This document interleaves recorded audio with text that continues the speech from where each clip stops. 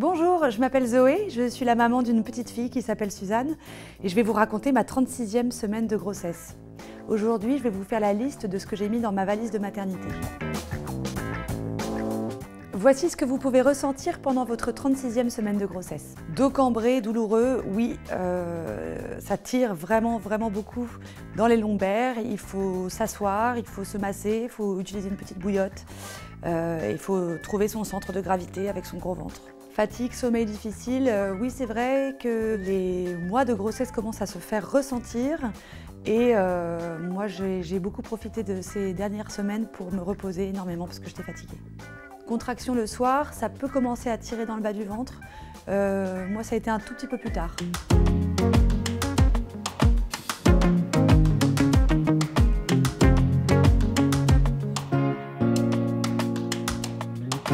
Je ne vais pas vous dire tout ce que j'ai mis dans ma valise de maternité parce que chaque maternité fournit une liste et vous saurez exactement ce qui vous sera nécessaire. Mais je vais vous dire ce qui, à mes yeux, a été le plus utile.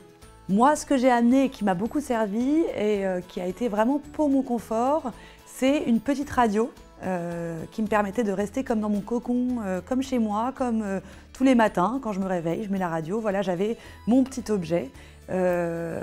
On a ça sur les téléphones, mais je ne sais pas pourquoi, j'avais envie de ce petit confort d'avoir ma radio à côté de moi, parce que les téléphones sont très sollicités pour les messages, les photos, les SMS, tout ça. Donc voilà, ça c'était pour une autre utilisation. J'ai amené aussi de grandes chemises. Moi j'avais décidé d'allaiter, donc j'avais besoin d'avoir vraiment un confort pour que ça se fasse facilement. Donc j'avais amené des soutiens-gorge d'allaitement, ceux qui s'ouvrent comme ça, dont les petites parties se détachent, les bonnets se détachent. Donc des grandes chemises en coton masculines qui étaient vraiment très douces et agréables, faciles à porter. J'avais amené des leggings de confort. J'avais surtout banni tout ce qui était vraiment cintré à la taille, parce que on n'a plus un aussi gros ventre, mais on a quand même un ventre qui est imposant, qui est c'est un peu douloureux, quoi. On a besoin vraiment de confort, c'est vraiment le maître mot. Je suis quelqu'un d'un petit peu qui se pomponne, quoi, qui fait attention je fais attention à mon apparence, mais là, pour les 3 jours que j'ai passés à la maternité, j'ai vraiment misé sur le confort, quoi, et pas sur les tenues clinquantes, parce que ça ne me servait pas à grand chose. En général, les gens qui viennent vous rendre visite sont des gens de l'entourage proche, enfin a priori, moi c'est ce qui s'est passé, donc ils peuvent tolérer de vous voir un peu habillé, décontracté. J'ai également élaboré un kit de survie de la nouvelle maman. J'ai appelé ça comme ça parce que c'est des choses qui ne sont pas forcément nécessaires mais qui se sont avérées très utiles.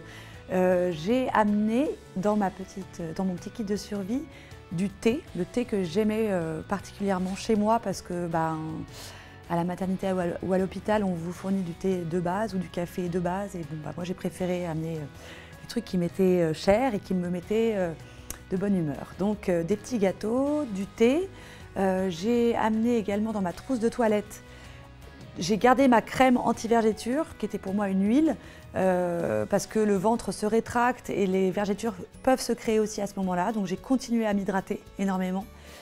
Pour les visites et pour les photos, j'ai prévu un petit peu de bonne mine. C'était pas du maquillage incroyable, mais quand même une petite crème bonne mine, un peu de poudre, pas forcément de rímel, mais bon, pourquoi pas, une petite touche sur les yeux, parce que tout le monde vous prend en photo. C'est quand même le moment de votre vie où vous êtes peut-être le moins au top, parce que vous êtes quand même fatigué, plus grosse que d'habitude, mais il faut quand même prévoir donc ce petit éclat de beauté, parce que tout le monde vous photographie en permanence, et votre compagnon en premier. Ce que j'ai amené et qui ne m'a absolument pas servi, c'est un livre en 3 tomes, par exemple, parce que j'ai pas du tout pris le temps de lire, du tout.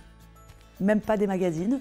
Ça peut, vous pouvez toujours en amener, au moins c'est moins lourd qu'un énorme pavé, au cas où vous avez du temps, mais moi ça m'a pas servi du tout.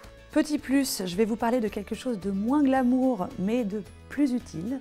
C'est la crème pour les tétons, si vous décidez d'allaiter. Il faut hydrater les tétons pour pas qu'ils se craquellent. Oui, c'est pas glamour. Mais c'est vraiment presque nécessaire d'amener ça. C'est pas fourni à la maternité.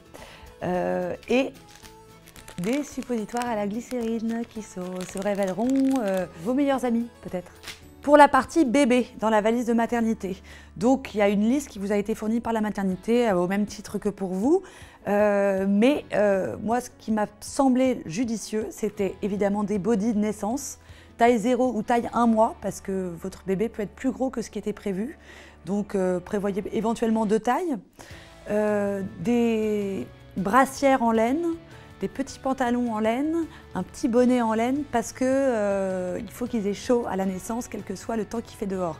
Sauf si vous accouchez vraiment en pleine canicule.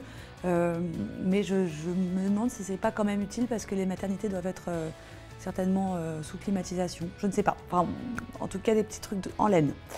Ne vous chargez pas trop, ne vous encombrez pas parce que votre compagnon ou la personne qui vous accompagne à la maternité peut faire des allers-retours.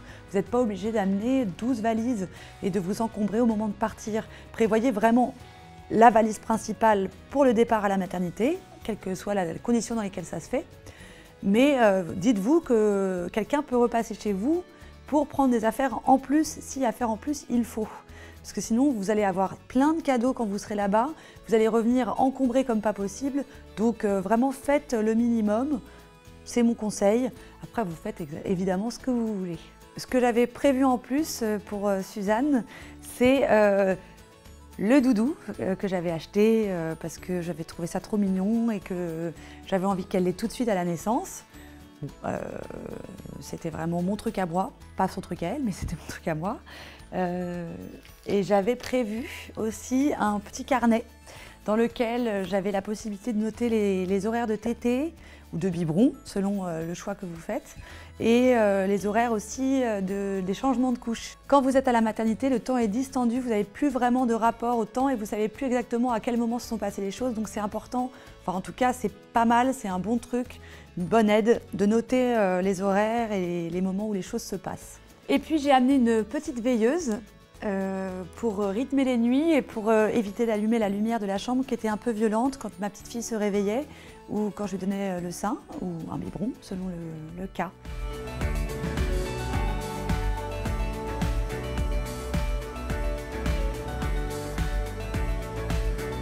Ça y est, votre bébé est prêt pour le grand saut dans le monde extérieur et il a déjà pris la bonne position pour sortir. Il fait aux alentours de 3 kg, 45 cm et il commence à se sentir un petit peu à l'étroit dans l'utérus où la quantité de liquide amniotique diminue, ce qui est tout à fait normal.